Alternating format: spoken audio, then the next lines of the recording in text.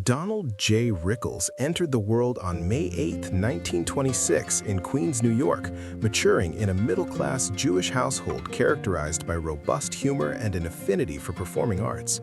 From his youngest years, Rickles exhibited an unstoppable charm and rapid wit that would subsequently characterize his profession.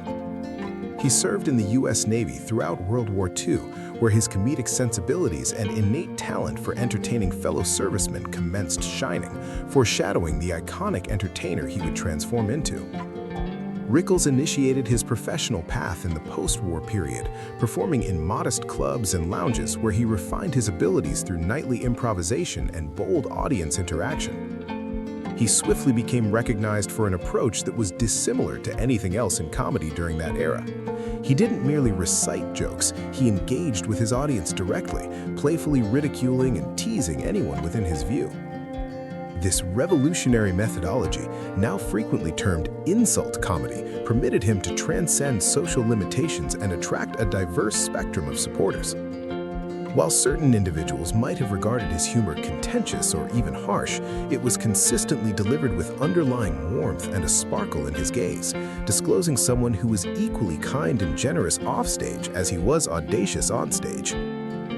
Rickles' ascent to celebrity arrived in the 1960s, substantially thanks to his appearances on The Tonight Show starring Johnny Carson, where his rapid comebacks and fearless jabs at celebrities and audience participants alike became iconic.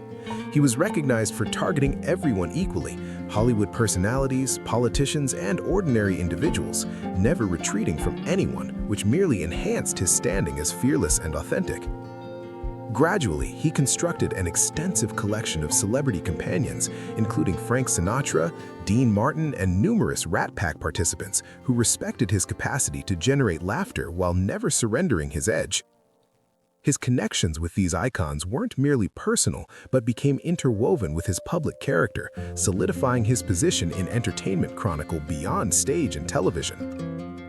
Rickles also experienced a notable profession in cinema and voice performance. He participated in productions such as Kelly's Heroes, 1970, where his comedic precision contributed levity to the war production, and Casino, 1995, where his modest but memorable character emphasized his versatility.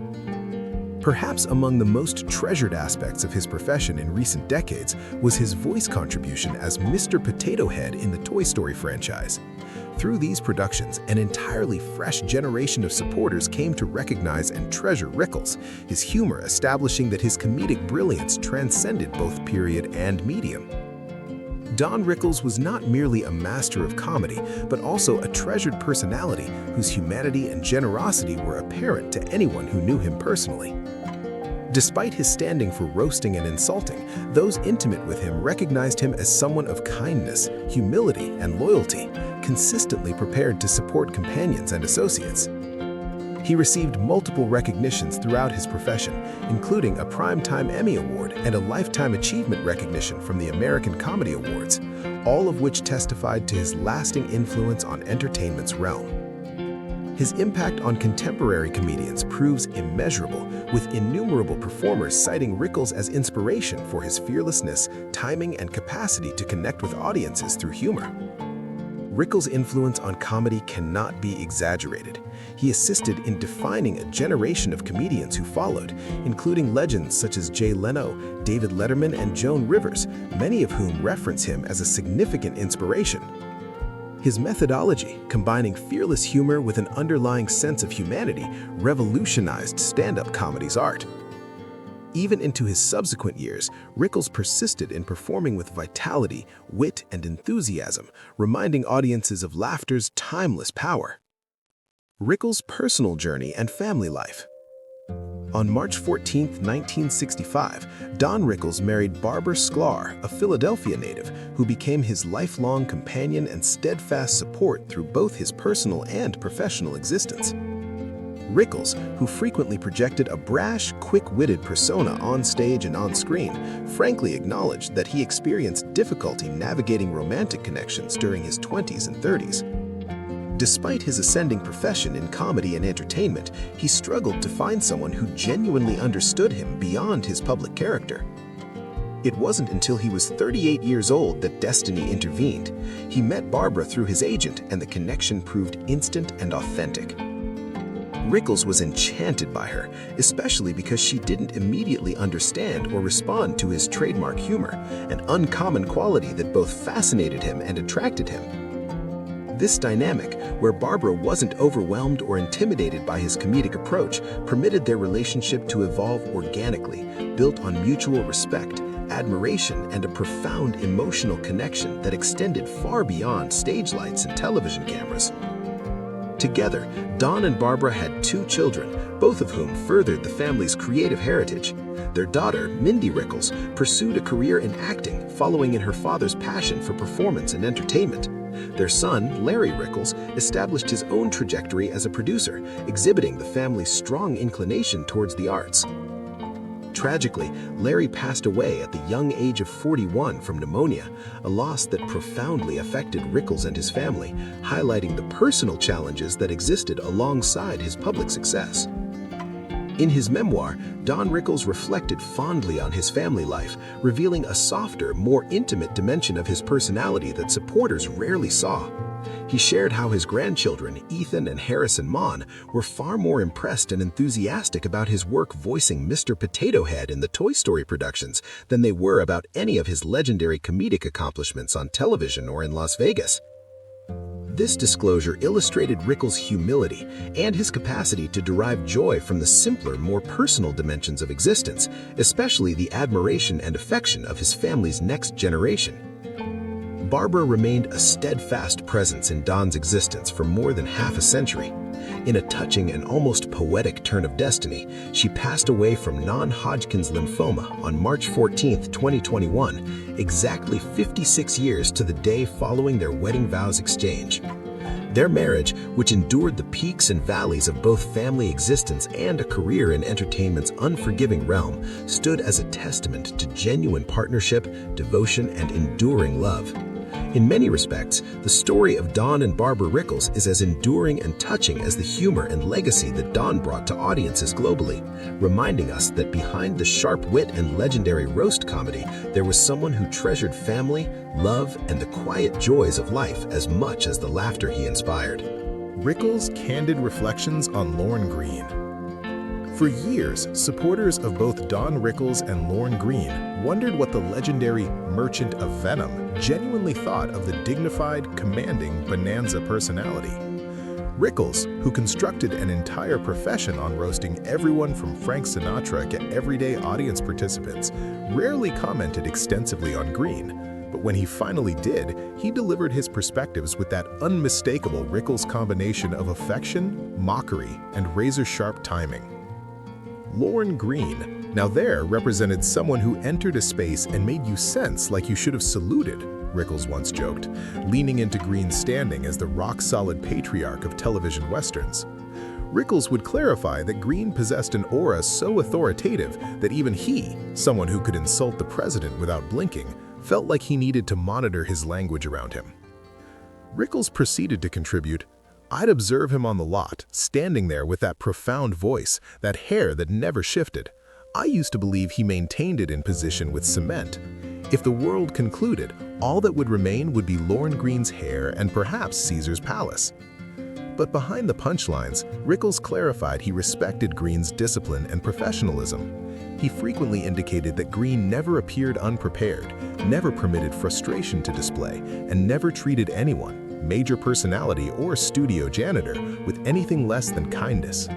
Rickles characterized him as among those individuals who made you desire to straighten your tie even if you weren't wearing one.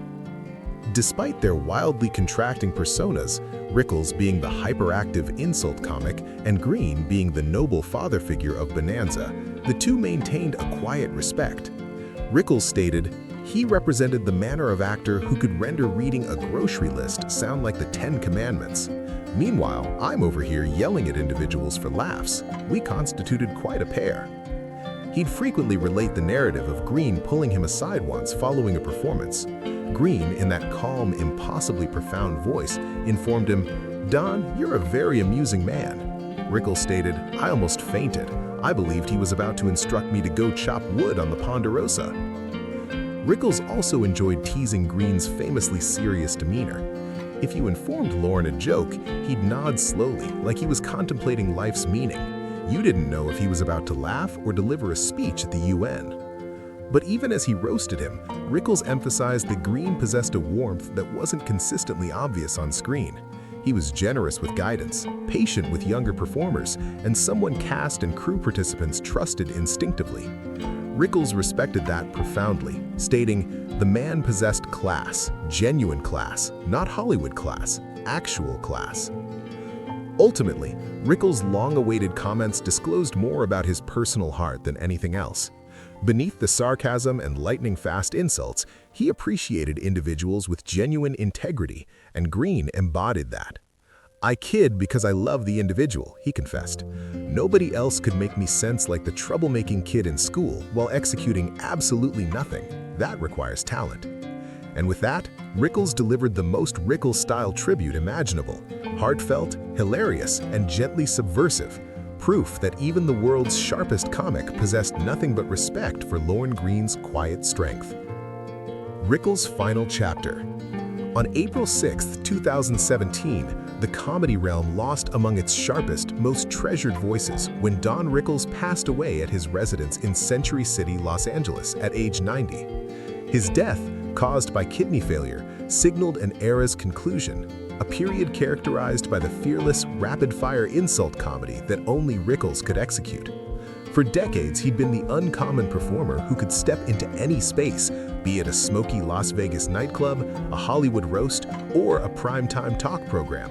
Observe a superstar directly in the eye, say something wildly outrageous, and leave not merely forgiven, but adored. With his passing, supporters, companions, and fellow entertainers felt a genuine shift, as though a vital spark of showbiz mischief had finally diminished.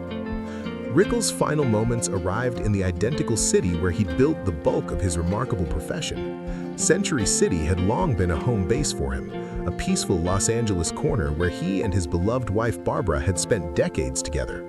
Even in his later years, as health obstacles became more frequent, Rickles remained engaged with the world in the manner only he could, regularly tweeting, recording voiceover segments, and joking with friends who visited him. Behind that trademark audacity existed an aging legend whose body was finally becoming to tire after a lifetime invested delivering high-energy performances that demanded heart, stamina, and impeccable timing.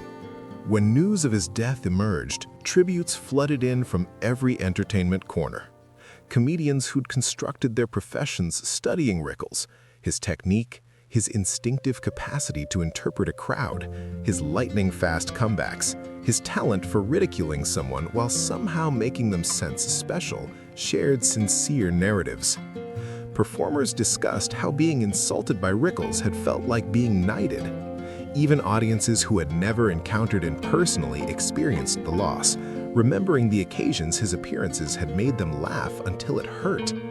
Rickles had been more than a comedian. He had been a cultural touchstone, a living reminder of entertainment's golden age when comedy was loud, bold, and gloriously unscripted. Following his passing, Rickles was laid to rest at Mount Sinai Memorial Park Cemetery, a serene Jewish cemetery nestled in the Hollywood Hills that has become the final resting location for numerous of Hollywood's most influential personalities.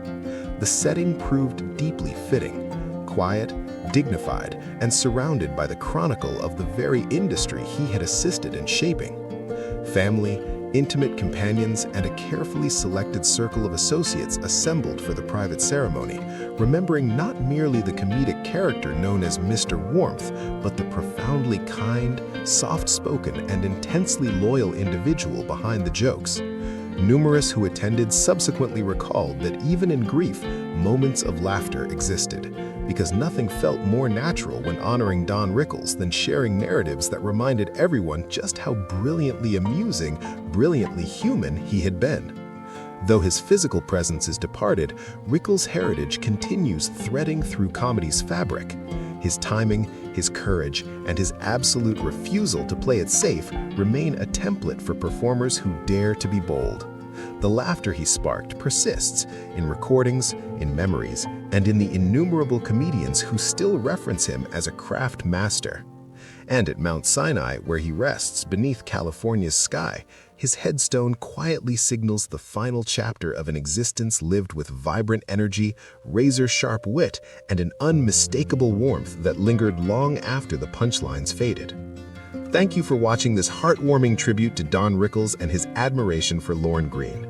If this story of respect, humor, and genuine friendship touched you, please like this video, subscribe to our channel for more fascinating entertainment stories from Hollywood's golden age, share this with comedy fans and classic TV enthusiasts, and leave a comment below sharing your favorite Don Rickles moment or memory. Your support helps us keep these legendary stories alive. We'll see you in the next video.